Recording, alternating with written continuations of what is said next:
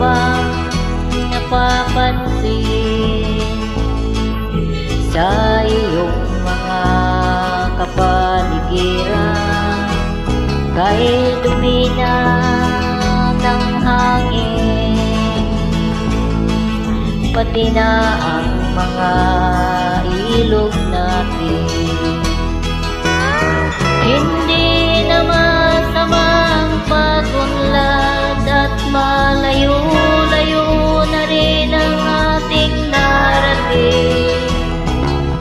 Ngunit masdan mo ang tubig sa dagat, dati kulay asul, ngayon'y naging itim.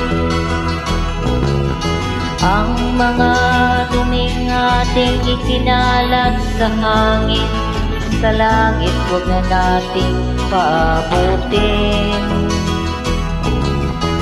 upang kung tayo'y pumanaw man sa riwang hangin, sa langit natin natitikman.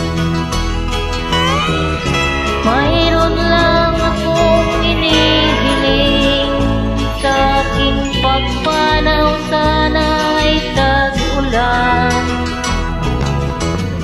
Gitara ko ay aking dadalhin, upang sa ulap na lang tayo magkantahan.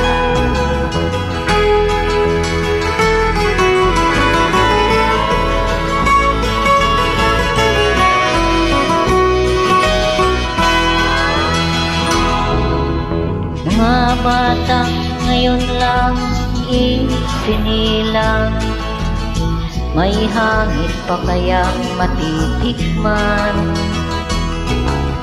May mga puno pa kaya silang aakyatin? May mga ilog pa kayang lalamuyan? Bakit di natin pag-isipan ang nangyayari sa ating kapaligiran?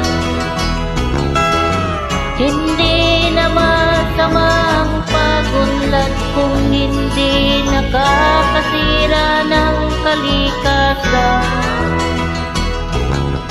Darating ang panahon, mga ibong gala ay wala nang madadapuan.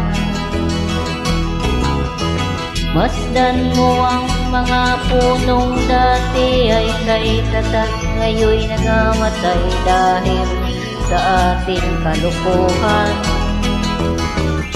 Lahat ng bagay na narito sa lupa, biyayang galing sa Diyos kahit nung ika'y wala pa. Ingatan natin at huwag nang sirain pa, pagkat pag kanyang binawi tayo'y mawawala na. Mayroon lang akong hinihiling, sa aking pagpanaw sana ay tag-ulan. Gitara ko ay aking dadalhin, upang sa ulap na lang tayo magkanta.